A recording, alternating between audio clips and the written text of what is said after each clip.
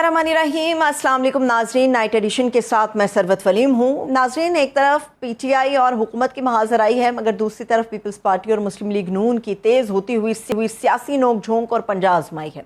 आज़ाद जम्मू कश्मीर के इंतखाबी मैदान में भी हम देख रहे हैं कि एक सियासी तूफ़ान बरपा है।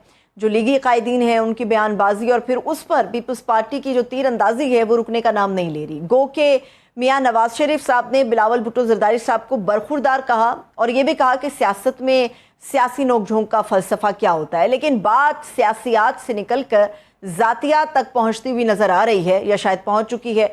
शुनेद तो इस वक्त यह है कि जो वफाकी हुकूमत है वो पीपल्स पार्टी को कैबिनेट में शमूलियत की दावत देने जा रही है। बिलावल भुट्टो जरदारी साहब की हाँ की सूरत में अहम कलमदान भी सौंपने की पेशकश के हवाले से इत्तलात मौसूल हो रही हैं। ताहम मौजूदा तनाज़े के तनाजुर में ऐसी कोई भी पेशकश अब बेयकीनी की कशमकश में तब्दील होती हुई नज़र आ रही है। जहाँ तक बात है सिंध की सियासत की, वहाँ पर MQM ने पीपल्स पार्टी के साथ अपने सींग फंसा लिए हैं। MQM ने सड़कों पर आने का इंदिया भी दे दिया है और आज़ाद जम्मू कश्मीर में अपने तमाम उम्मीदवार उन्होंने नून लीग के हक़ में दस्तबरदार करने का ऐलान भी कर दिया है। गवर्नरशिप हो या फिर इख्तियारात को निचली सतह तक ले जाने की बात हो, अब तो 18वीं तरमीम के ऊपर भी MQM ने सवाल उठा दिया। इन इशूज़ पर बात करने के लिए हमें ज्वाइन किया है, मुअज़्ज़ज़ मेहमान है हमारी पाकिस्तान पीपल्स पार्टी सीनियर रहनुमा है सैयदा शहला रज़ा साहिबा। मैं उनको खुश आमदेद कहूँगी। बहुत बहुत शुक्रिया शहला रज़ा साहिबा आपके कीमती वक्त के लिए।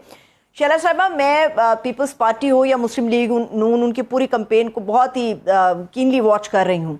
बिलावल भुट्टो जरदारी साहब की जितनी भी तकारीर हैं, जलसा या फिर आवाम को वोट के लिए जो मुतहरिक करने का उनका रोल है यकीनी तौर पे काबिल सताइश है।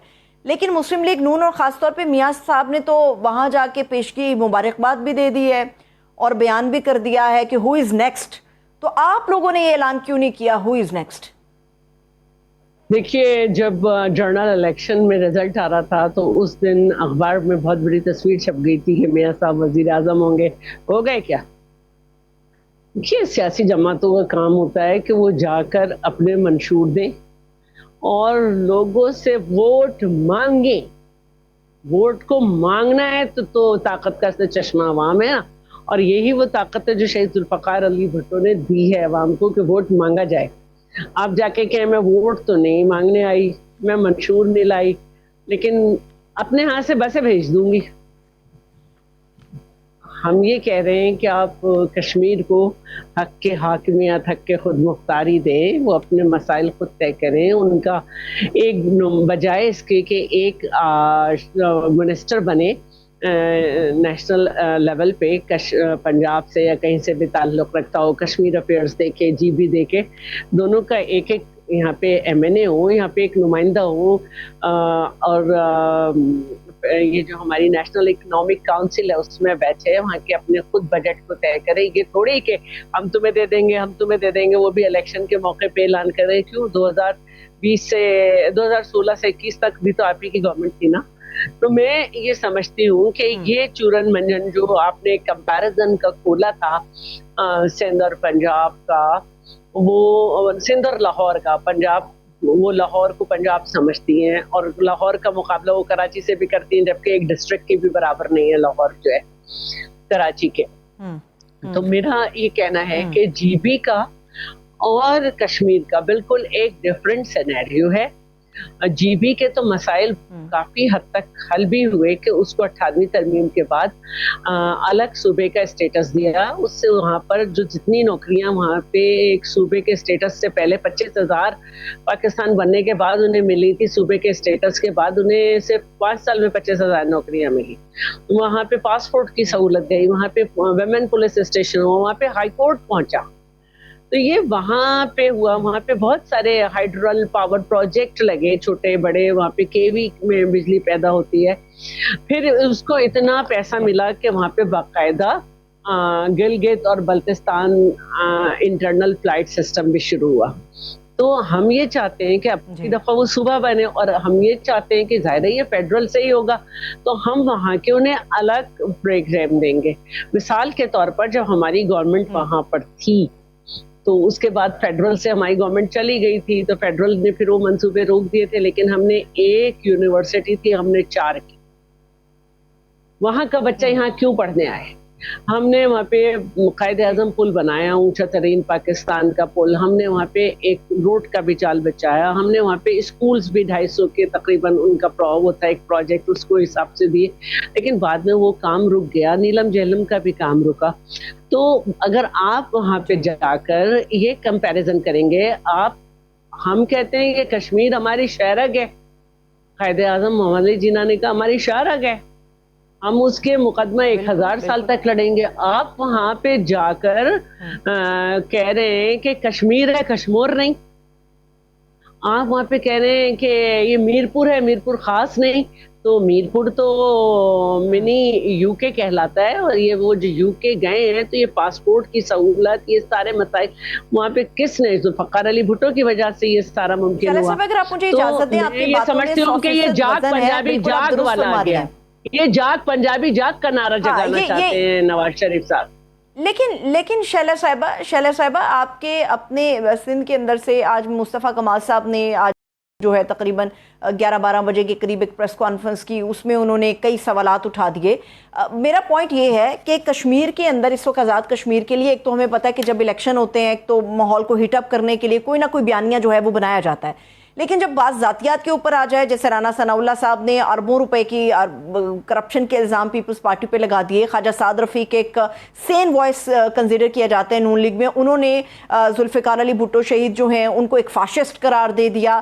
لیکن یہی پیپلز پارٹی تھی جس نے 2024 کے اندر موجودہ حکومت کو اسٹرینتھن کرنے کے لیے اپنی بیساکھیاں فراہم کی تھی. یہ بھی کوئی بات ڈھکی چھپی نہیں ہے.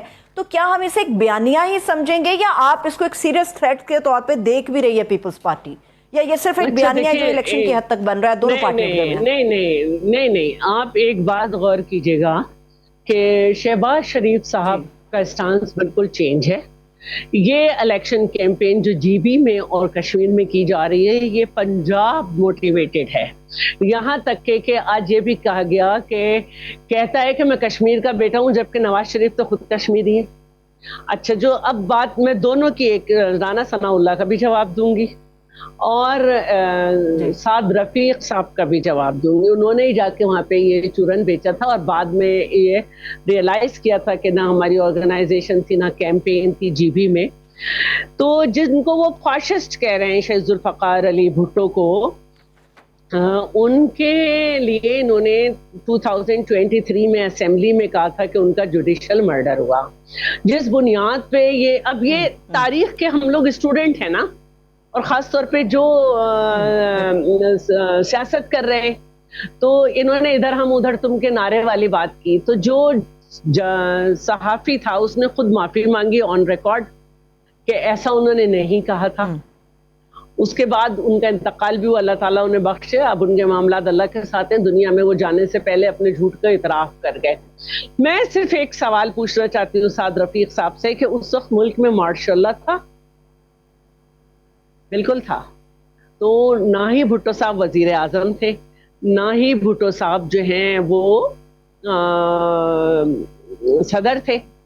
کوئی تقریر جو کچھ کانٹینٹ اس میں تھا، آپ جو کہتے ہیں اس کو تو صحافی جس نے یہ خبر لگوائی تھی وہ مکر گئے تھے، انہوں نے معذرت کر لی تھی.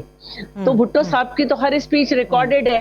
تو اگر آپ یہ کہتے بھی ہیں، فرض کریں میں آپ کی بات مان لیتی ہوں، تو بھٹو صاحب نے یہ کس حیثیت میں کہا تھا؟ صدر کی حیثیت سے، وزیر اعظم کی حیثیت سے؟ کیونکہ ملک میں تو ماشاء اللہ تھا، ملک میں تو پولیٹیکل سسٹم تھا ہی نہیں. تو تھوڑا سا تاریخ کو پڑھیے. ویسے یہ کہ آپ کو مظلوم بننے کا بھی شوق ہے، آپ نے بہت ان پہ الزامات لگائے. آپ کے دور میں ہر طرح سے یہ نواز شریف صاحب ہی تو تھے نا جنہوں نے جسٹس قیوم کو کہا تھا زیادہ سے زیادہ سزائیں دو، اور آپ ہی کے زمانے کے کیس زرداری صاحب پہ بنائے گئے تھے. تو بھٹو صاحب کے اوپر بھی جو الزام تھا وہ مقدمہ جب چلا تھا اس میں وہ ثابت نہیں ہوا. آپ ایک خامخواہ کا بینیفٹ لیتے ہیں، اس میں کوئی ٹانگے والے کا بھی ذکر ہے، سب کا بھی ذکر ہے، اور کیا ہوا تھا کیا نہیں ہوا تھا. تو برائے مہربانی اپنی تاریخ صحیح کریں. دوسری بات اب رانا ثناء اللہ کی ہے.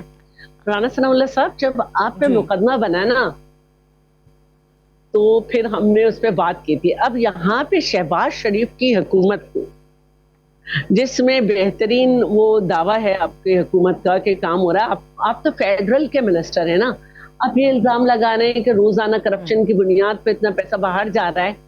تو بھائی लौंडे लपाड़े हमारे खानदानों के नहीं पकड़े जा रहे डॉलर के काम करते हुए कि बाहर से खवातीन आए और उनके साथ क्या क्या हो, आपकी पार्टी के पकड़े जा रहे हैं। अब इसका ये जवाब है, हालांकि मैं ये जवाब देना नहीं चाहती लेकिन जवाब ये है। ठीक है, लेकिन अगर शाहिद साहब आप इजाज़त दें, अभी शहबाज शरीफ साहब से मुतालिक ताज़ा अपडेट आई है कि ख्वाजा साद रफ़ीक साहब ने जो मरहूम जुल्फ़िकार अली भुट्टो शहीद के हवाले से बयान दिया था, उस पर शहबाज शरीफ साहब ने उन्हें कहा कि इस किस्म के सख्त बयान देने से आप गुरेज करें। तो फिलहाल ये अपडेट आ गई है। अब लेकिन मुझे ये बताइएगा, ये तो मैंने कहा था ना, मैंने कहा था मुस्तफा कमाल साहब ने भी, मैंने कहा था ये पंजाब मोटिवेटेड कैंपेन है, शहबाज शरीफ ये तस्दीक भी हो गई आपके बयान की। शुक्रिया बहुत जी। अब हम आ जाते हैं मुस्तफा कमाल। ठीक है। अब क्या वजह है कि मुस्तफा कमाल साहब के साथ फारूक सत्तार साहब की तरफ भी आप जरूर जाइए। मैं यही कह रही हूँ कि क्या वजह है कि एक पार्टी को 2 दफा ये बातें करनी पड़ी, और उनके साथ जो नजफ मेमन खड़े हुए थे उन्होंने कहा इन बातों का इस वक्त नहीं है। क्या वजह है कि आप पार्ट ऑफ द कैबिनेट हैं, हुकूमत का हिस्सा हैं। कैबिनेट में जो लोग होते हैं वो हुकूमत के इत्तेहादी होते हैं, अदरवाइज सपोर्टर होते हैं। आप इत्तेहादी हैं, मिनिस्टर हैं, आपने अलग अपने लोग खड़े किए, आप भी IPP हो गए, आपने अलग वोट खड़े किए और उसके बाद कहा कि चाहे हमारा बंदा हो या इनका एक ही है, गवर्नर भी एक ही है, तो फिर आप नाराज किस बात पे थे? और आपको 2 दफा ये क्यों करना पड़ा? तो पहले तो ये है कि आप अपने फंसे हुए सींग निकालें, फिर आप हमसे सींग मिल, अगर फिर सींग हुए आपके तो फिर हमसे बताइएगा। ठीक है। लेकिन ये सड़कों पे MQM आने के बारे में इरादा रखती है, और खासतौर पे कराची के हवाले से जो इंतजामी सूबों की आपको पता है कुछ अर्सा पहले बहुत लंबी चौड़ी बहस छिड़ी थी, उसमें कराची के ऊपर भी बात हो रही है। पहले एक कमरे में तो आपस में बैठ जाएं, फिर देखते हैं कितने लोगों को सड़कों पे लाते हैं। अच्छा, मतलब पीपल्स पार्टी को कोई इससे कोई खतरा नहीं है कि MQM जो भी कर रही है या मुस्लिम लीग नून के साथ वो खड़ी भी हो जाती है तो भी पीपल्स पार्टी को कोई खतरा नहीं है?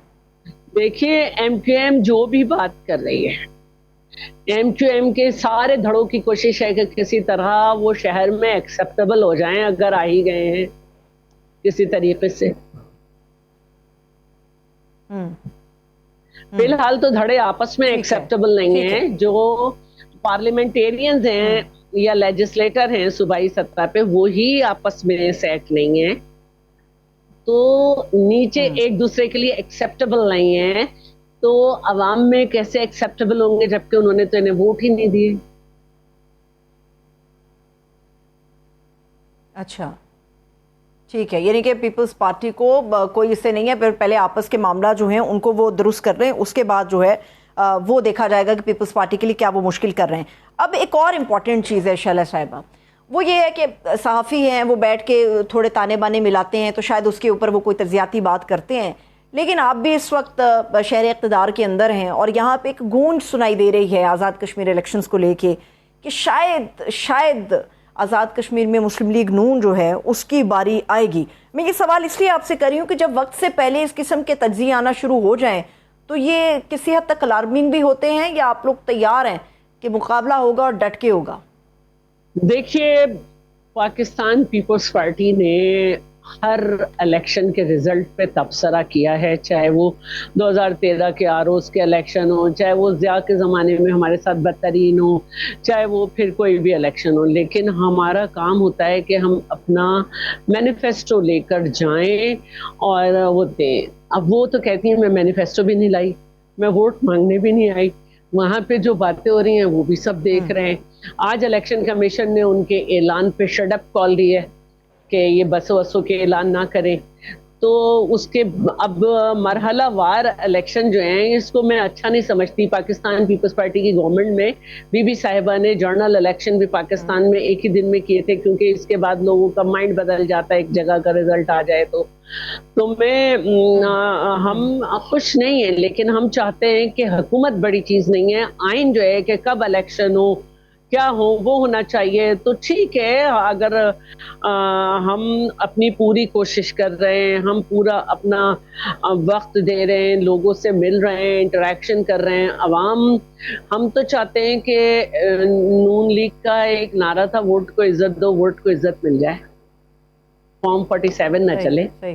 ठीक है, ٹھیک ہے. اب ایک آخری سوال ہے شیلا صاحبہ.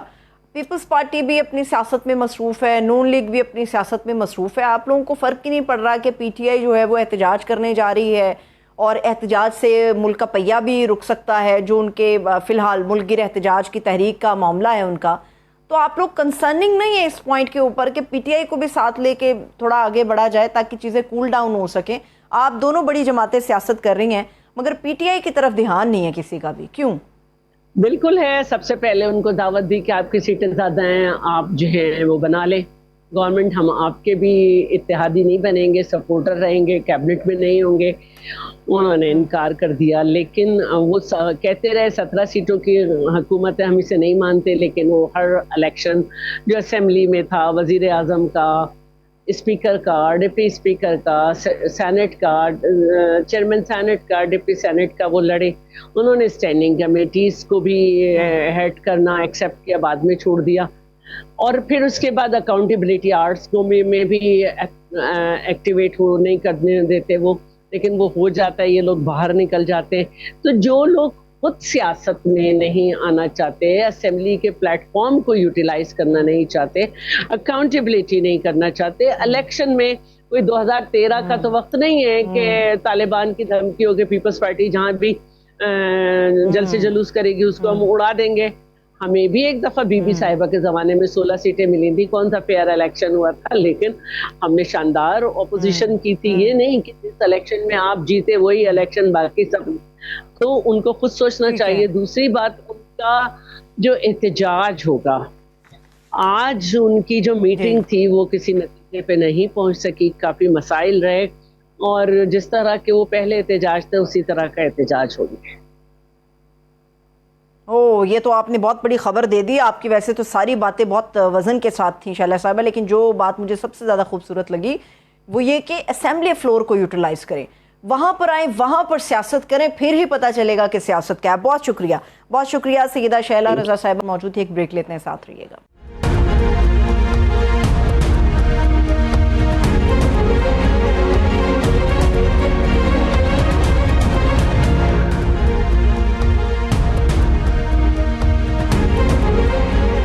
ایک مرتبہ پھر سے خوش آمدید کہیں گے. پاکستان تحریک انصاف 5 اگست کو سیاست کا فائنل سے پہلے ایک سیمی فائنل کھیلنے کے لیے جا رہی ہے. جوش اور جذبہ تو بہت ہے, مگر جو زمینی حقائق ہیں وہ بیان کرتے ہیں کہ چیلنجز بے شمار ہیں.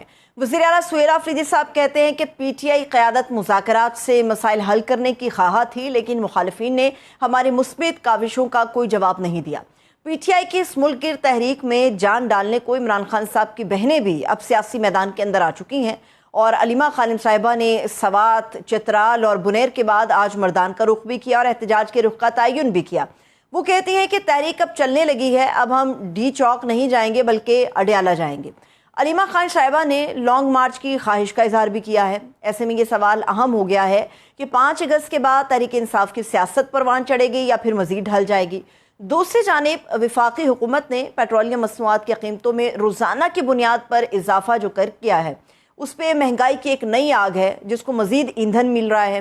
صرف 3 ہفتوں کے اندر ہم دیکھ رہے ہیں کہ پیٹرول کی قیمت کے اندر 37 روپے 65 پیسے, جبکہ ڈیزل 73 روپے 96 پیسے فی لیٹر کے اضافے کے ساتھ آگے بڑھ چکا ہے.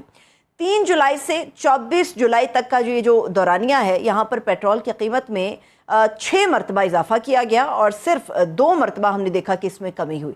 ابھی بھی یہ سلسلہ رکا نہیں ہے, بلکہ جو گزشتہ شب گزری ہے وہاں پر بھی شب خون عوام کی جیب کے اوپر ہی مارا گیا ہے. پیٹرول کی قیمت میں 3 روپے 66 پیسے اضافہ کیا گیا ہے, ڈیزل کو بڑھا کے 4 روپے مہنگا کیا گیا ہے, اور اب اس کے بعد جو عوام ہے وہ اس وقت بڑے سیخ پا ہیں کہ جو روزانہ کی بنیاد پہ قیمتوں کا تعین ہو رہا ہے, یہ ان کے لیے بڑا ایک عذاب شکن مرحلہ ہے, اس سے وہ کیسے نہ برداشت ہوں گے. اس پہ بات کرنے کے لیے ہمارے معزز مہمان ہیں پاکستان تحریک انصاف رہنما ہیں, رکن قومی اسمبلی ہیں رانا عاطف صاحب, وہ ہمارے ساتھ موجود ہیں. میں ان کو خوش آمدید کہوں گی. رانا عاطف صاحب, سب سے پہلے تو بے حد شکریہ آپ کے وقت کے لیے. سیاست کے اوپر گفتگو کے لیے ایک طویل وقت ہمارے پاس آپ کے ساتھ یقیناً ہوگا. پہلے ذرا پیٹرول کے معاملے پہ ہم بات چیت کر لیتے ہیں. رانا صاحب بتائیے گا, پیٹرول کو لے کے ہم یہ دیکھتے ہیں کہ گورنمنٹ کو جو سب سے زیادہ ٹف ٹائم دیتے ہیں پی ٹی آئی میں سے وہ آپ ہیں, لیکن جو حکومت نے روزانہ کی بنیاد پہ قیمتوں کے تعین کا جو فارمولہ قوم کے سامنے رکھا ہے میرا خیال ہے کہ وہ تنقید اب کم کر پائے گا. آپ سہمت ہیں اس فارمولے سے؟ جی thank you very much for having می.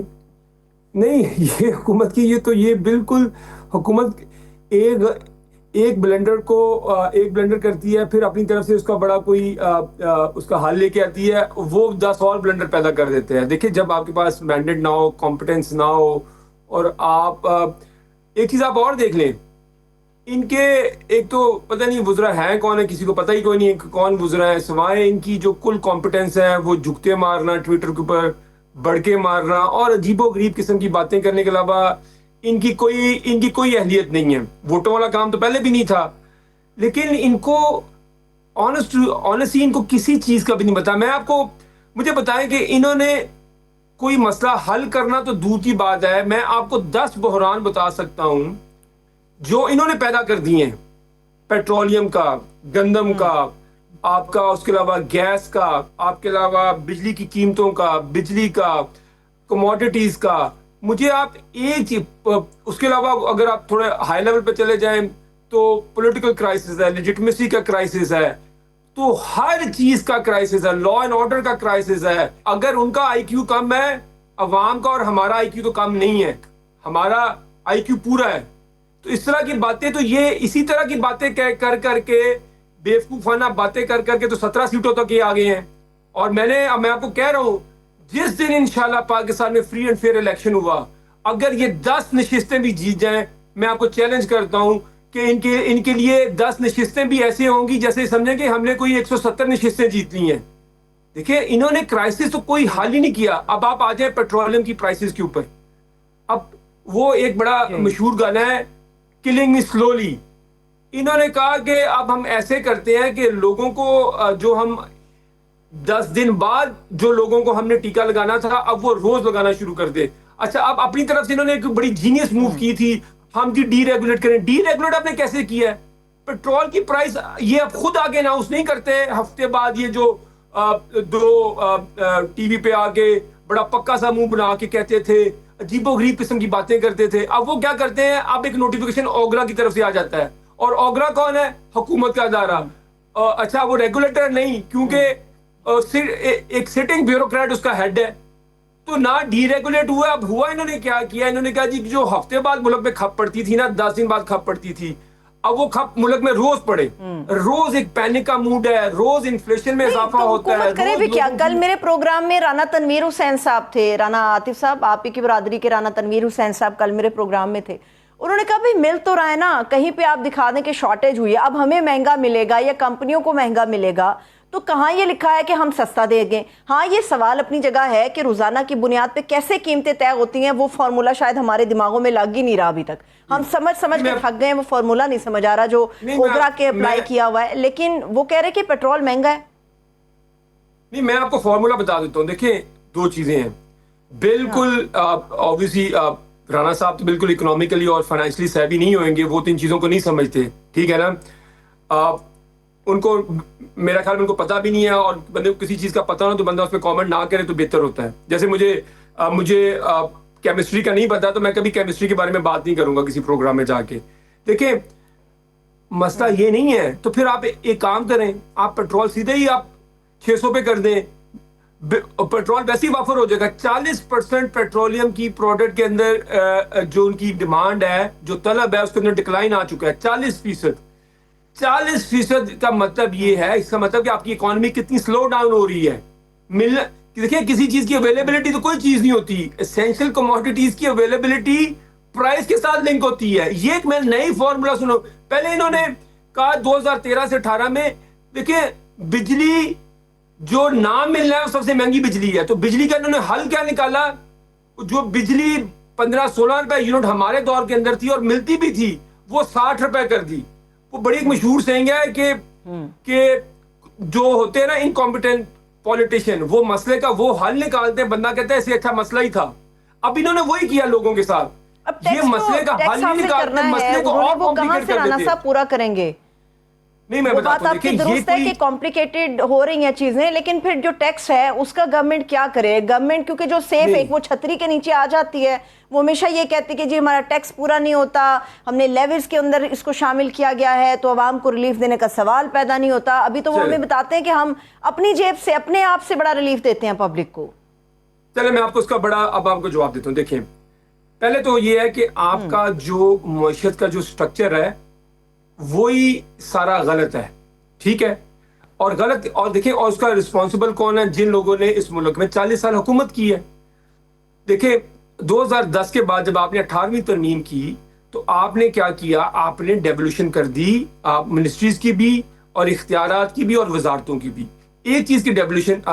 اور اس کے بعد کیا ہوا؟ اور یہ حکومتیں اقتدار میں تھیں، اس کے بعد کرنا یہ تھا کہ آپ نے جو صوبائی گورنمنٹس تھیں وہ ٹیکس بھی اکٹھا کرتی ہیں۔ دیکھیں انہوں نے ٹیکس اکٹھا کوئی نہیں کیا۔ آج آپ کی جو total federal provincial tax collection ہے وہ تقریباً آپ کے ٹوٹل ٹیکس کا میرے خیال 7 سے 8% بھی نہیں ہے۔ ہندوستان کے اندر جو اسٹیٹ ٹیکس کلیکٹ کرتی ہیں وہ 40% سے اوپر ہے۔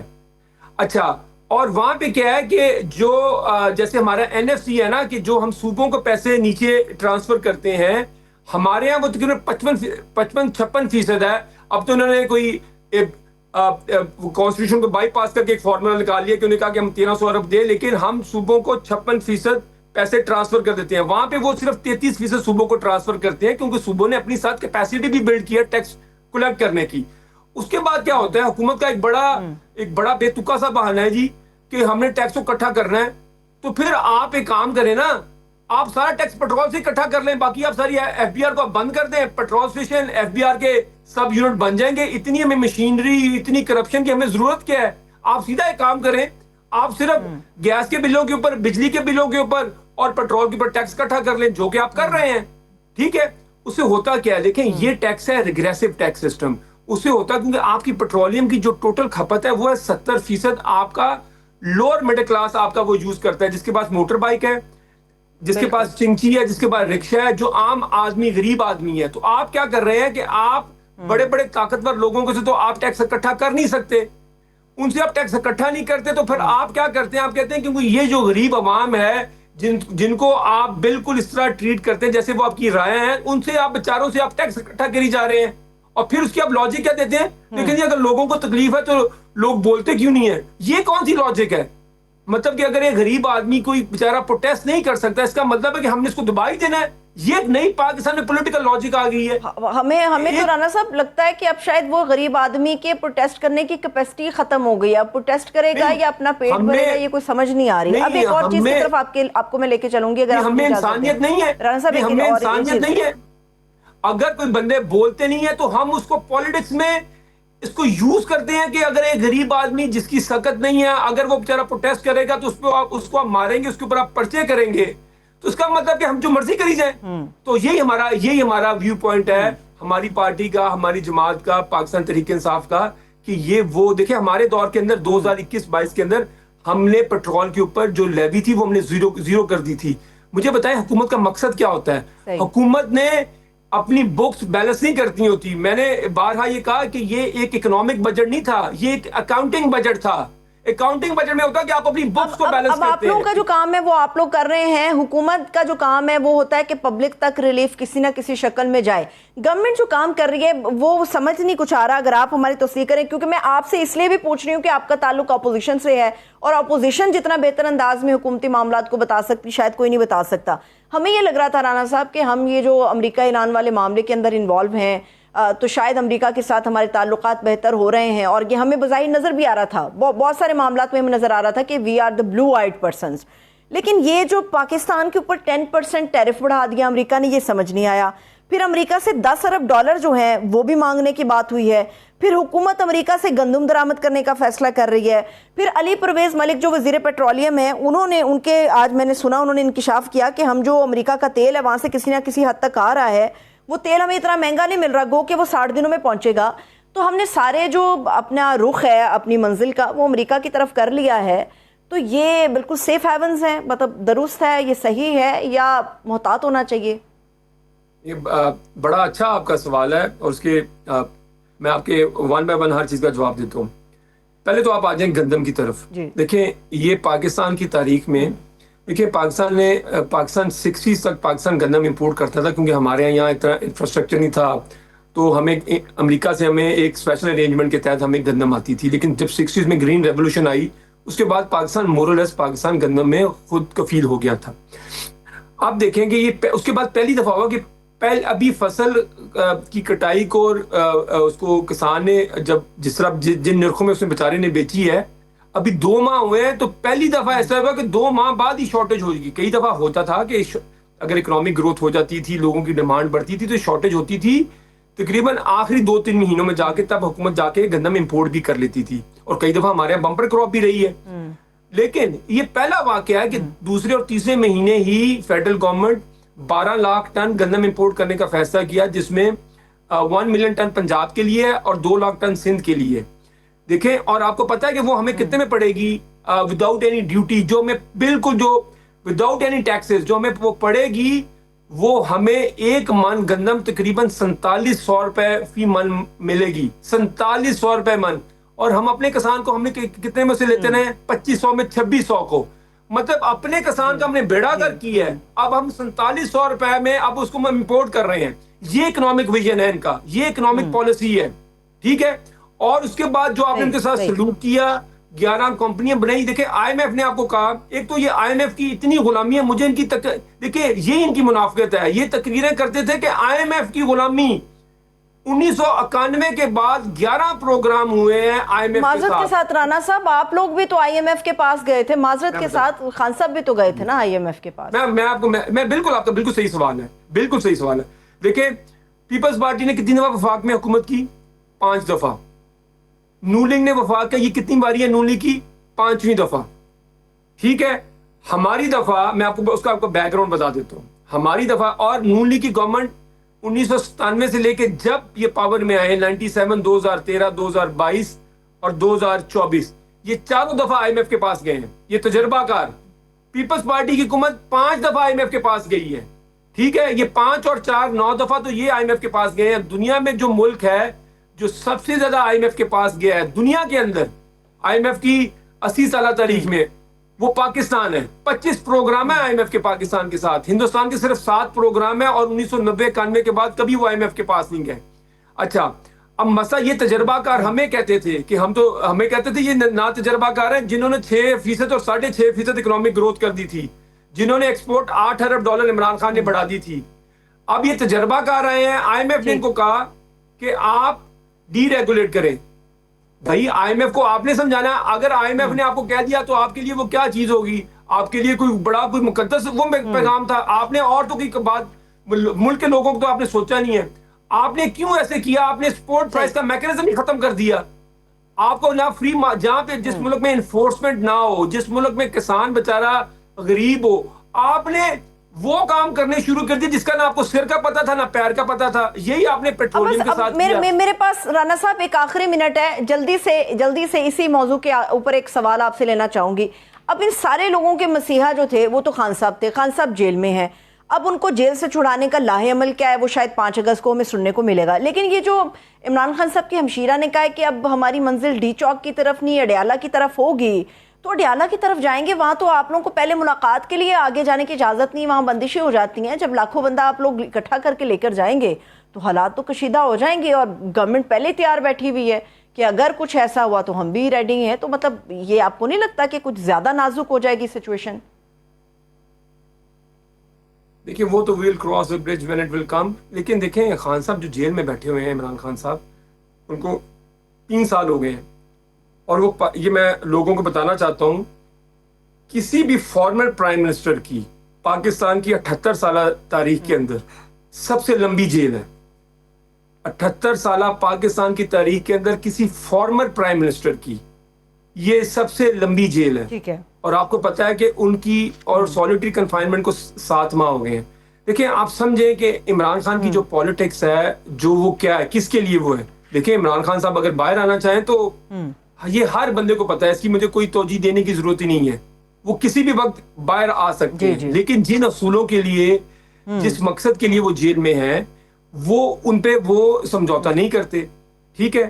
اور دیکھیں جو سیاسی جماعتیں ہوتی ہیں وہ صرف ایک پرامن آئینی جدوجہد ہی کر سکتی ہیں، اور اس کے علاوہ دیکھیں ہم اپنی آواز بلند کر سکتے چلیے ہیں. وقت ختم ہو گیا رانا صاحب، لیکن میں یہ پر امید ہوں اس بات کو لے کے تحریک انصاف کی جو احتجاجی تحریک چلے گی، اگر کوئی ایسا ارادہ ہے یا ملک کی احتجاجی تحریک چلائیں گے آپ لوگ، تو خدا کرے وہ پرامن ہوں، پرامن ہی رہیں اور معاملات پرامن طریقے سے آگے بڑھے. بہت شکریہ، تھینک یو سو مچ رانا عاطف صاحب، رکن قومی اسمبلی تحریک انصاف کے سینئر رہنما میرے ساتھ موجود تھے. ایک بریک لیتے ہیں، ساتھ رہیے.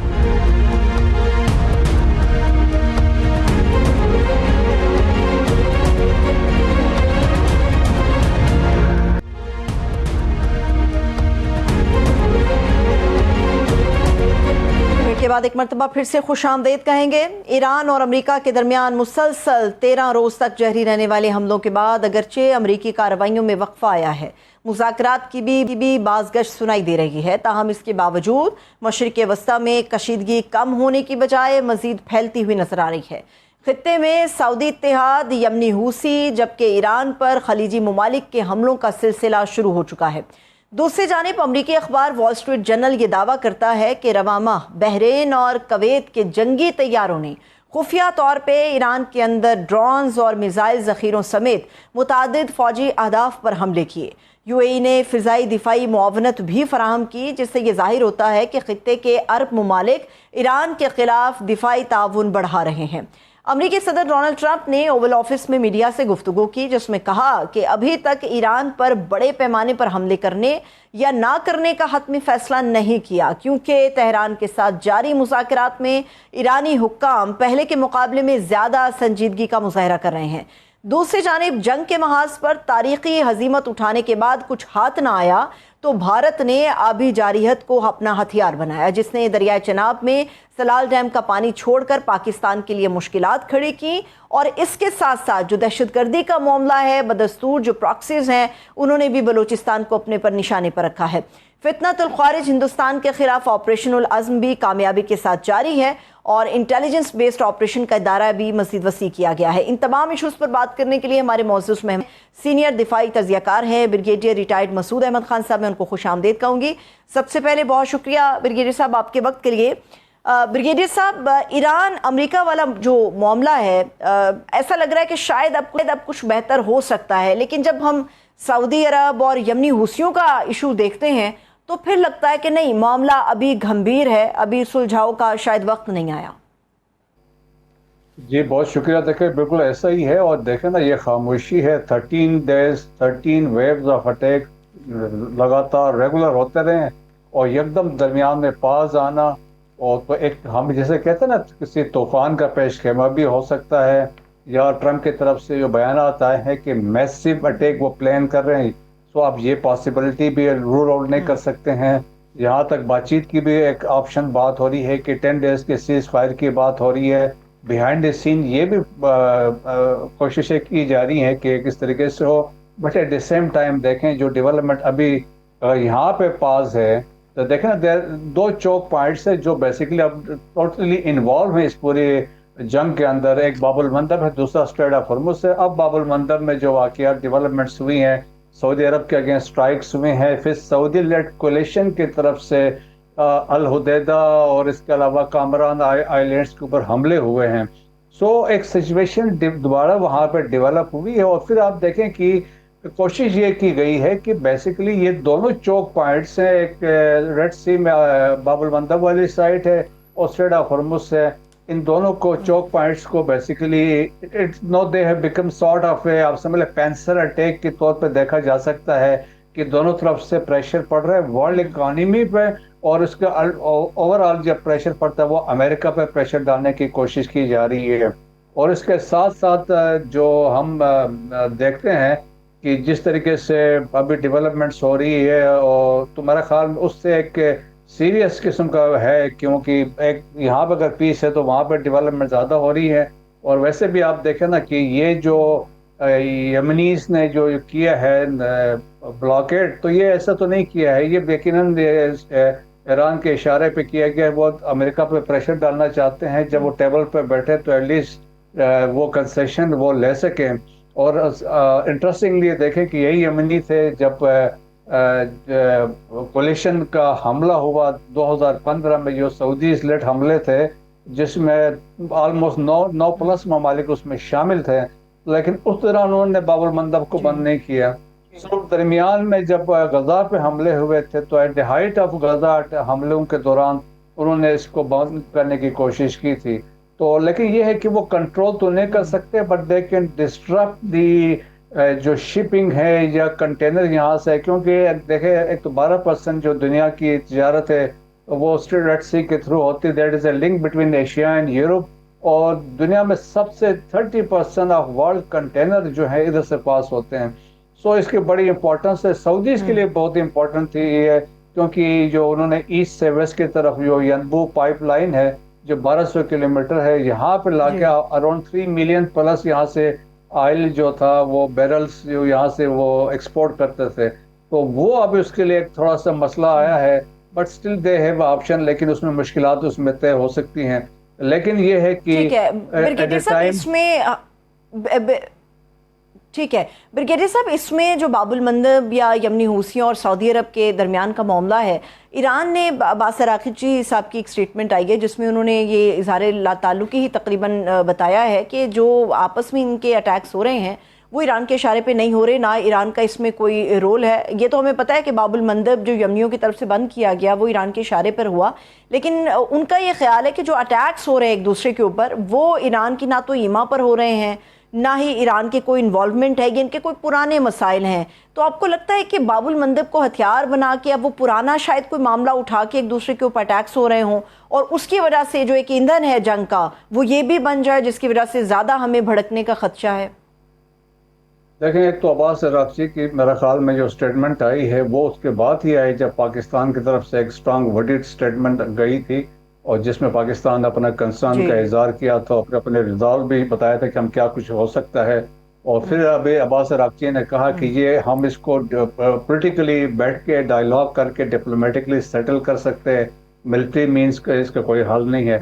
लेकिन इंटरेस्टिंगली इसलिए मैं कह रहा हूँ, जब कोलिशन के हमले हुए हैं 2015 से 2022 तक ये हमले चलते रहे हैं, और बहुत शदीद हमले हुए हैं यमन के ऊपर। सना जो हुकूमत वहाँ पे जो हुतीस कर रहे थे, लेकिन उस दौरान उन्होंने बंद नहीं किया बाबुल मंदब को। देखें, दैट इज वेरी इंपॉर्टेंट, क्योंकि उस वक्त नहीं बंद किया, लेकिन अब अचानक बंद करना, तो दैट्स वाई उनके जो ईरान अल-कुद्स फोर्स के कमांडर है इस्माइल कानी, तो उन्होंने कहा था we are going to form A belt of बाबुल मंदब और straight of Hormuz. Basic ultimate goal क्या है, वो अमेरिका को प्रेशराइज करना चाहते हैं कि जिस तरीके से अमेरिका का, जिस तरीके से हमने पिछले 13 वेव्स ऑफ अटैक देखे हैं, मैसिव अटैक्स हुए हैं, और स्पेशली साउथ वेस्टर्न रीजन्स के ऊपर हुए, अलॉन्ग द पर्शियन गल्फ के कोस्ट के ऊपर, और इवन नॉर्थ ईस्ट में भी किया है, उससे बहुत नुकसान हुआ है। और देखें कि ऑलमोस्ट बहुत सारे टारगेट, अभी तो ट्रम्प तो ये भी कहना शुरू कर गया है कि हमें तो अभी टारगेट्स भी नहीं मिल रहे हैं। तो मेरे ख्याल में एक प्रेशर ईरान के ऊपर भी है, और लेकिन ईरान अपनी रेजिलियंस भी शो की है कि वो कंप्रोमाइज़ करने को किसी सूरत में तैयार नहीं है, वो किसी सूरत में स्ट्रेट ऑफ हॉर्मुज़ को छोड़ने को तैयार नहीं, क्योंकि that is a nuclear weapon for them, क्योंकि बार्गेनिंग के लिए तो उससे बड़ी वेपन तो कोई नहीं है। अगर ये हाथ से निकल जाता है तो फिर तो वो डिक्टेशन के उस चक्रों में आ सकता है। सो मेरा ख्याल उस पॉइंट ऑफ व्यू से है। ठीक है, अब ये है कि ईरान अपना इन्फ्लुएंस अभी भी उनको कंट्रोल कर सकता है। ठीक है, लेकिन अभी जो तकरीबन आज ही की स्टेटमेंट है ब्रिगेडियर साहब, वो हूसियों की है। उन्होंने यही कहा कि जी जो बाबुल मंदब है उसकी नाकाबंदी नहीं की, लेकिन जो सऊदी जहाज़ हैं, ये कार्गोज़ हैं, उनको यहाँ से हम गुजरने नहीं देंगे। अब आपने भी ये बताया और हमें भी ये पता है कि पाकिस्तान ने बड़ा अपना वाज़े और सख्त पैगाम जो है वो सऊदी अरब को लेके आगे फॉरवर्ड कर दिया हुआ है, जिसके बाद हमने ये देखा है चीज़ें थोड़ी सी कूल डाउन हुई हैं। लेकिन अगर सऊदी कार्गोज़ को गुजरने नहीं दिया जाएगा और खुदा ना खास्ता दोबारा से कोई इस किस्म की सिचुएशन डेवलप होती है, तो फिर पाकिस्तान के पास जो चॉइस की बात हम बंद दरवाज़ों में करते हैं, मेरा ख्याल है ओपनली उसके ऊपर बात करने की ज़रूरत है कि फिर चॉइस क्या रह जाएगी हमारे पास। पाकिस्तान ने जो स्टेटमेंट दी है बड़ी क्लैरिटी के साथ दी है, और उसमें वाज़ेह तौर पे कहा, एक तो पाकिस्तान का कंसर्न है, और दूसरा उन्होंने कहा सऊदी अरब हमारी रेड लाइन है, और we have strategic mutual defence agreement है सऊदी अरब के साथ। और जिस तरीके से अगर सऊदी अरब पे कोई है, देखें हमारे फोर्सेस वहाँ पे मौजूद हैं, और हम बेसिकली वहाँ पे एक डिफाई पोजीशन है, we are defensive in nature है। लेकिन कोई ऐसा हमला होता है जो पाकिस्तान के नेशनल सिक्योरिटी को थ्रेट करता है, یا پاکستان کے میری ٹائم انٹرسٹ کو تھریٹ کرتا ہے تو اس صورت میں پاکستان ریئیکٹ کرے گا، رسپانڈ کرے گا انڈر انٹرنیشنل لا، وہ ہم نے واضح طور پہ کہا ہے۔ سیکنڈلی یہ بھی امپورٹنٹ ہے، دیکھیں we are morally, politically, diplomatically and militarily bound to help and assist kingdom of Saudi Arabia, کیونکہ ہمارا ایک ایگریمنٹ ہے۔ لیکن ہماری ابھی بھی کوشش ہے کہ یہ ایک چیز انڈرسٹینڈنگ ہو بات چیت سے، کیونکہ پاکستان نے جس طرح ہم نے بات چیت کروائی ہے پیس اینڈ اسٹیبلٹی کی، ہم چاہتے ہیں کہ ویسٹ ایشیا میں پیس اینڈ اسٹیبلٹی ہو، مسلم ممالک آپس میں نہ لڑے۔ آپ دیکھیں نا جس نے جنگ سٹارٹ کروایا تھا اسرائیل، وہ تو اب پیچھے بیٹھ کے مزے لے رہے ہیں، ہنس رہے ہیں کہ مسلمان آپس میں لڑ رہے ہیں، تو نقصان تو مسلمانوں کا ہو رہا ہے، ایران کا ہو رہا ہے یا GCC کنٹریز کا ہو رہا ہے، تو ایک ہی بات ہے۔ آج اگر یمنیز ایکٹیو ہوئے ہیں تو اگین وہ دیکھیں وہ سعودیز کے آگے سے یا سعودیز ان کو اسٹرائک کر رہا ہے، تو اس سے بھی بڑا نقصان ہے۔ لیکن یمن کو اگر آپ اس کو دیکھیں نا 3 حصے ویسے بھی ابھی ہیں، ایک حصے میں اوپر نارتھ میں اور ویسٹ میں آپ دیکھیں تو حوثیز کا کنٹرول ہے، جس میں الحدیدہ از دا مین پورٹ ہے جو ان کے کنٹرول میں ہے، کچھ آئی لینڈز ہیں۔ باقی جو ایک گروپ نیچے ساؤتھ میں ہے جو عدن والی سائٹ پہ ہے، تھوڑا سا گروپ ہے۔ باقی جو ایکچوئل گورنمنٹ ہے، انٹرنیشنل ریکگنائز گورنمنٹ ہے، وہ نیچے ساؤتھ میں اور ایسٹ میں ہے، جو میجر گورنمنٹ ہے جو انٹرنیشنل ریکگنائز ہے۔ لیکن اس میں اگر آپ کو یاد تو آج سے چند مہینے پہلے ساؤتھ ہی کے اندر بھی 2 گروپ بن گئے تھے کہ ساؤتھ ٹرانزیشنل گروپ، ایک ریزسٹنٹ گروپ سامنے آیا تھا جس کو یوں ہی مدد کر رہا تھا، سعودیز کے کہنے پہ وہ پیچھے ہٹ گئے تھے۔ اندر اس کے ڈائنامکس بھی ایسی ہیں کہ آپ ایک پاور اسٹرگل چل رہی ہے، اور یمن کی ہسٹری بھی ایسی رہی ہے، کبھی یہ اکٹھے رہے ہیں آپس میں، کبھی نارتھ اور ساؤتھ الگ رہے ہیں۔ لیکن سعودیز کا یہ کہنا ہے کہ ایک یونائٹڈ یمن از امپورٹنٹ، کہ وہ ڈیوائیڈڈ نہ ہو۔ ٹھیک ہے، ٹھیک ہے، یہ تو ایران اور امریکہ کا بریگیڈیئر صاحب معاملہ ہو گیا۔ اب ذرا پڑوسیوں کی خبر لے لیتے ہیں۔ جو بھارت والا ایشو ہے، یہ ہمیں چند ہفتے پہلے سے پتہ چل رہا تھا کہ آبی جارحیت جو ہے وہ اپنے عروج پہ پہنچ گئی ہے، اور بھارت جو ہے وہ اپنے عزائم کو پورا کرنے کے لیے کچھ بھی کرے گا۔ پاکستان کے اندر اس وقت ہم یہ دیکھ رہے ہیں کہ مونسون کا جو سپیل چل رہا ہے، خدا نخواستہ خدشات ہیں کہ بارشیں ضرورت سے زیادہ ہو گئیں، سیلاب کا بھی خطرہ ہے۔ لیکن آج جو خبر ہمارے سامنے آئی وہ بھارت سے متعلق تھی کہ بھارت نے پہلے سلال ڈیم سے پانی چھوڑا تھا، لیکن اب شاید باکھڑا ڈیم سے بھی انہوں نے پانی چھوڑ دیا، جس کی وجہ سے ہمارا قصور و بہاول نگر، اکاڑا، رحیم یار خان، ان کے متاثر ہونے کا بڑا خدشہ ہے۔ ہماری زراعت آلریڈی بہت زیادہ متاثر ہو گئی ہے، اور ہمیں یہ بھی پتا ہے کہ ہمارے ڈیفنس منسٹر یہ کہتے رہے ہیں، ہم سب کی یہ بالکل ایک ہی لائن ہے کہ جو پانی ہے اس کے اوپر ہم یہ اس قسم کی جارحیت کو قبول نہیں کریں گے، اور جواب پھر بھارت کو دینا پڑے گا۔ لیکن اب انتظار کس بات کا ہے؟ ہم صرف فارمز کے اوپر آواز اٹھا رہے ہیں، لیکن وہ کافی ہے یا کچھ اور کرنے کی بھی بڑی اشد ضرورت ہے؟ دیکھیں ہم نے یہ کہا ہے کہ انڈس واٹر ٹریٹی کی وائلیشن نہیں ہونی چاہیے۔ اگر کوئی انڈیا یہ کوشش کرتا ہے، پانی کو روکتا ہے، ڈائیورٹ کرتا ہے یا ریڈیوس کرتا ہے فلو، تو پھر وہ ایک ریڈ لائن ہے، کیونکہ اس میں پاکستان کمپرومائز نہیں کرے گا۔ جس طریقے سے چناب کے اوپر انہوں نے کوشش کی ہے، وہ جو ٹنل بنا رہے ہیں اور پانی چناب سے ڈائیورٹ کر کے بیاس میں ڈال رہے ہیں، اور تو وہ قانوناً جو ہے لیگلی وہ نہیں کر سکتے ہیں۔ So that is a red line for us, اور ایگزسٹیشنل تھریٹ ہوگا، اور پھر اس میں پاکستان وہ تمام تھریش ہولڈ کے بھی کراس اس پہ ہو سکتا ہے۔ باقی یہ انفارچونیٹلی جو پانی آ رہا ہے، دیکھیں ہماری اپنی غلطیاں بھی ہیں نا، ہم اپنے ڈیمس ہمارے پاس کوئی نہیں ہے۔ اب یہ پانی آتا ہے، ایسے نکل جاتا ہے، فلڈ کی شکل میں ہوتا ہے، اور جا کے عربین سی میں جا کے گرتا ہے، اور جس سے کوئی فائدہ نہیں ہو رہا ہے۔ تو ہم نے پالیٹکس یہاں پہ انفارچونیٹلی ایسا ہوا کہ جس کی وجہ سے ہم ڈیمز نہیں بنا۔ دنیا میں ہزاروں ڈیمز ہے، ہمارے یہاں تو کوئی ڈیمز ہی نہیں ہے۔ جو پہلے بن گئے تھے، باقی ہم کنسنسس نہیں کر سکے ہیں۔ تو میرے خیال میں یہ گورنمنٹس کی رسپانسبلٹی بنتی ہے کہ تمام جو ہیں کہ اسٹیک ہولڈرز سے وہ بیٹھ کے پاکستان کا انٹرسٹ دیکھیں، اپنے جو مقامی یا ویسٹڈ انٹرسٹ سے نکل کے دیکھیں ہم پاکستان کو کیسے پروٹیکٹ کر سکتے ہیں۔ درست، بالکل بالکل۔ اب ذرا بلوچستان والے معاملے پہ اور ٹیررزم کے اوپر بھی میں چاہ رہی تھی کہ آپ ہمیں تھوڑا سا بتائیں کہ جو بلوچستان کے اندر دہشت گردوں کے خلاف آپریشن چل رہا تھا، ہمارے سامنے کامیابیاں تو آ رہی ہیں، مگر ابھی کتنا وقت اور بریگیڈیئر صاحب اس کے لیے درکار ہوگا؟ کیونکہ روزانہ کوئی نہ کوئی اندونا خبر ہمارے سامنے آ جاتی ہے ٹیررزم سے متعلق، گو کہ بڑی ہی کامیابی کے ساتھ آپریشن جاری ہے، لیکن آخر کب تک؟ جس قسم کی چیزیں آ رہی ہیں، جس قسم کے ویژولز آ رہے ہیں، وہ ناقابل بیان ہیں۔ जी हाँ देखें, लेकिन एक अभी आप देखें 2020 में पाकिस्तान में तालिबान के आने से पहले 49 टोटल अटैक्स हुए थे। सो वो डिक्लाइन कर गए थे, पाकिस्तान प्रिवेल कर चुका था, सिक्योरिटी फोर्सेस की बड़ी कुर्बानियां थी। आज इस साल 2026 में आज इसाक डार ने जब फॉरेन मिनिस्टर ने वहाँ पे एससीओ के फॉरेन मिनिस्ट्री के कौंसल के मीटिंग्स में इन्होंने कहा कि इस साल तक 2000 प्लस हमले हुए हैं, अब इस साल भी ख़त्म नहीं हुआ है। सो एक सर्च है, और सर्च के पीछे क्या है? इंडिया है, अफगानिस्तान है जो प्लानिंग कर रहे हैं। अब मसला क्या है? अब जब हम बात करते हैं तो अब जंग अब वाजे हुए आपको, जब इको सिस्टम अफगानिस्तान दे रहा है जहाँ पे सारी फैसिलिटेशन हो रही है, इजराइल की भी एंट्री है, इंडिया और इसमें इन्वॉल्व है, फंडिंग आ रही है, लॉजिस्टिक है, और 2 दहशतगर्द ग्रुप है, फितनॉल ख्वारिज को भी यूज़ कर रहे हैं, फितनॉल हिंदुस्तान को भी यूज़ कर रहे हैं। तो अब बलूचिस्तान में क्या मसला है? बलूचिस्तान इज 43% ऑफ पाकिस्तान, बहुत बड़ा है। खाली उनका चागी डिस्ट्रिक्ट जो है बलूचिस्तान का खैबर पख्तूनख्वा के बराबर है। सो आप उससे इमेजिन करें, फिर ऊपर से आबादी दूर दूर तक आबादी नहीं है, रगड़ टेरेन है, माउंटेन है, माउंटेनस एरिया है। उसमें होता क्या है कि देखें, इनिशिएटिव हमेशा दहशतगर्द के पास होता है, क्योंकि उसने सरप्राइज भी वही हासिल करता है। और तो दैट्स वाई देखें, खबर जब बनती है तो अभी क्या करते हैं कि 2 बंदे अगर कहीं पे सड़क पे आ जाते हैं, आके 2-3 फायर करते हैं, किसी बंदे को मार के गायब हो जाते हैं मोटरसाइकिल में, तो उससे बड़ी खबर बनती है। इंडिया उठाता है, अफगानिस्तान उठाता है, उसको प्रोपेगेट किया जाता है कि ये हुआ हालात है। सो मीडिया में र्यूमर्स फैलाई जाती हैं। सो बलूचिस्तान में यही ज्यादा है, लेकिन ये है कि यकीनन इसमें दहशतगर्दी बहुत ज्यादा बढ़ गई है। तो मेरा ख्याल में कि बहुत सारी चीजें हैं जिनको हमें प्रोविंशियल लेवल पे चीजों को एड्रेस करना होगा।